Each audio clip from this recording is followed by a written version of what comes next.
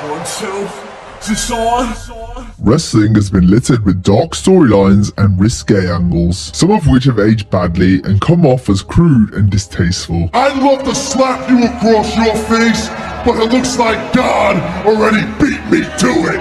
There are plenty of well-known cases where things got uncomfortable and offensive. Terrorists are gonna burn down the Undertaker's house. His children are gonna be kidnapped. But today, we're focusing on stuff that either flew under the radar or isn't talked about a lot as we highlight 10 dark wrestling storylines and moments. Mark Henry's Attitude Era story arc is infamous for numerous moments with the likes of Chyna and Mae Young, but there's also some segments you might not remember, such as the angle where Henry and the Nation humiliated Chyna and looked set to have their way with the 9th wonder of the world. Mark Henry, pucker your damn lips and give that piece of trash the thrill of her life.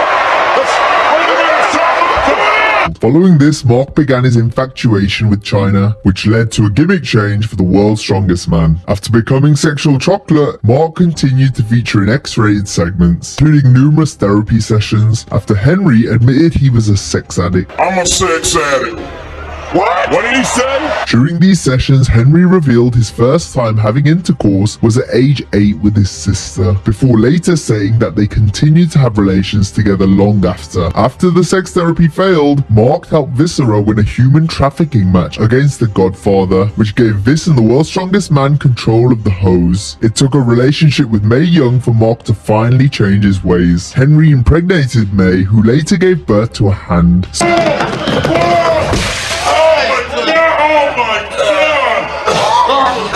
Soon after, the world's strongest man was sent down to the WWF's developmental territory OVW in an effort to lose weight and re-hone his skills, bringing an end to his time as sexual chocolate. On top of her work with Mark Henry, Chyna later featured in another non-PG storyline, this time with Chris Jericho. Their feud included a violent segment where Jericho kidnapped Chyna and tied her up backstage. Y2J then proceeded to attack the then Intercontinental Champion with a hammer, breaking her thumb in the process.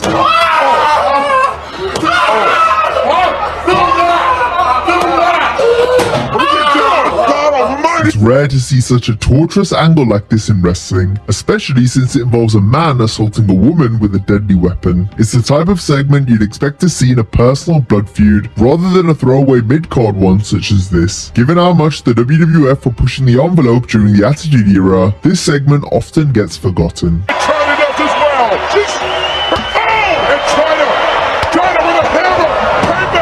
As we've seen, the World Wrestling Federation was at its raunchiest and most controversial during the Attitude Era. There was no telling what crazy things would happen from one week to the next. There are countless more examples of risque moments and comments that flew under the radar. Putting that big retarded goof, they don't come any more retarded than that, man. You put his brain in a parakeet, zing, fly backwards. This is where I draw the line right here. I'll be damned if I get in the ring with a damn fan. England ain't nothing but a place full of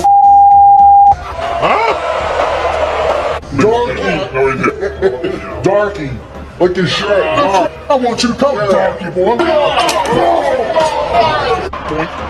Hawkins had snap back there. They have some good Chinese hospitals here in New York. Will you stop that?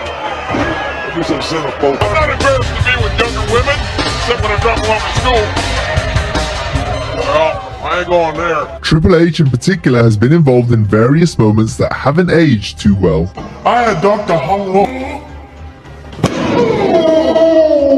Never mess with the Hollow. Now you get the father ass out of here. Fight for that, because that's not your motor. You have a copy of the Pakistani flag.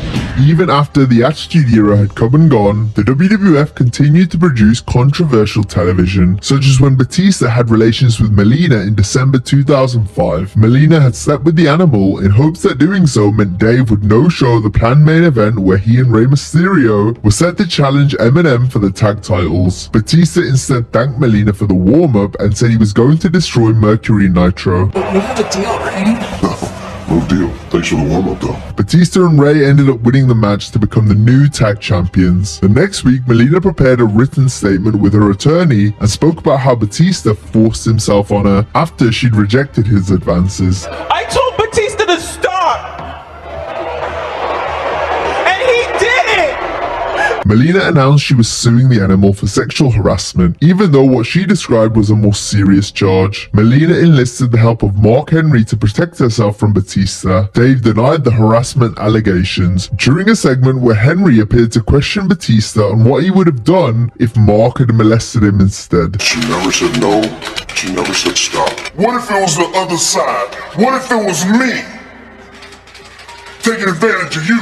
The angle came to an abrupt end a few weeks later, after Batista was forced to relinquish the World Heavyweight title due to a legit injury, thus facing a lengthy spell on the sidelines. Life appeared to imitate art as Batista and Melina began to date in real life around this time, and it was a relationship that caused a lot of controversy backstage. The WWF previously featured the topic in our last example on an episode of Raw at the end of 1999, when Triple H was said to have drugged, married, and then consummated his marriage with Stephanie McMahon, all of which was done against her will. Stephanie was later revealed to have been in cahoots with Triple H, but for a few weeks it was believed the Game had performed each of these acts on his own accord. Alright, Triple H!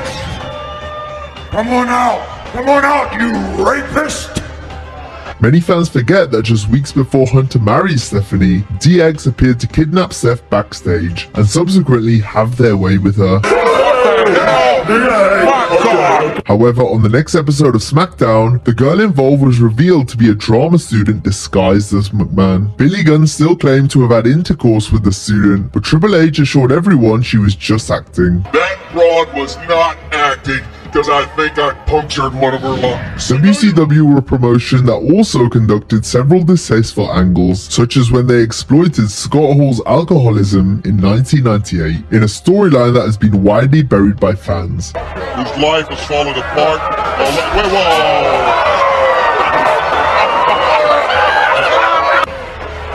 Oh, I've seen it all. A little beverage break. Yeah, we have seen just about everything. Yeah. And as you can see, we already told you that one time. You're gonna throw away your whole life, your whole career. The WWF also acknowledged Scott's drinking issues during his rivalry with Stone Cold in 2002. One thing that might be forgotten about this feud is that Hall was on alcohol medication at the time, where any exposure to alcohol would make him ill. So it raised concern when Austin poured beer on Scott in numerous off-the-air in-ring segments. This annoyed Kevin Nash, who had previously informed the WWF brass that Hall had been taking his medication. Apparently Nash said this on the night of the NWO's return at No Way Out. However, there are conflicting reports that Scott went out partying with the Godfather after the pay-per-view. Another risque WCW angle involved Randy Savage, his girlfriend Gorgeous George, and the Worm Dennis Rodman. On the July 26, 1999 Nitro, Rodman kidnapped Gorgeous George. From there, he brought her back to his trailer and violated George against her will. Unlike our previous entries covering this topic, Rodman was said to have actually gone through with the act in kayfabe. Once you go black, you never go back, baby!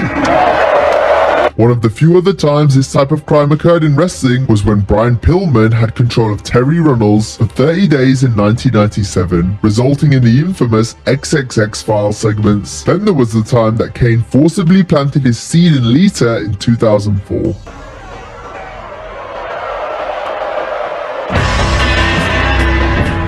We've touched on the contentious nature of the WWF's programming during the late 90s and early 2000s already, but our next example was one of the catalysts for the company toning down aspects of the product and changing how they present segments. It occurred on the October 4, 2004 edition of Raw. The show was significant not just because it emanated from the legendary Madison Square Garden, but also because many of WWE's sponsors and corporate parties were in attendance. Therefore, Vince McMahon wanted all the talent to be on their best behavior. With that in mind, giving Ric Flair a live mic in the opening segment probably wasn't the best idea. Flair and Triple H opened Raw to talk about the upcoming Taboo Tuesday pay-per-view. Rick ran down his opponent for the show, Randy Orton. Nate called Orton a virgin at Killing Legends before Flair then told us what he personally does to virgins. The line enraged Vince McMahon due to its graphic nature, and because of the corporate presence at the show. I look at you and say, virgin!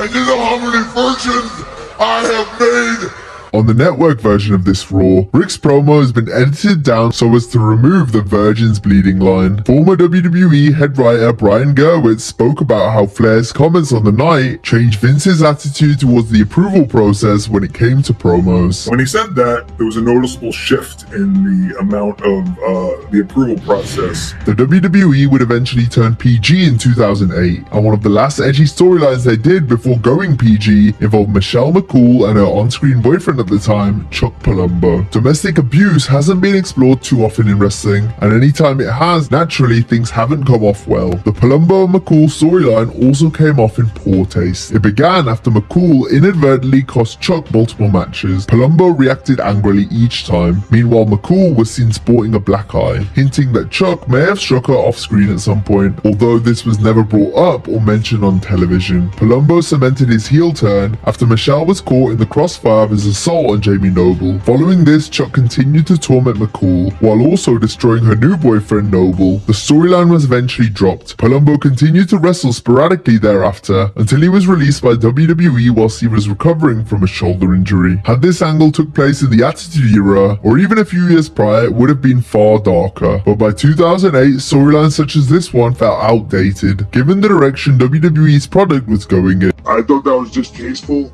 I get it, I'm playing a part, so I did what I was, paid to do. And then where do you go from there? It's rare to see animals involved in wrestling, much less a storyline. Al Snow and his dog Pepper's feud with the Big Boss Man is one of the most infamous examples. Try not to get one of them paws stuck in your teeth.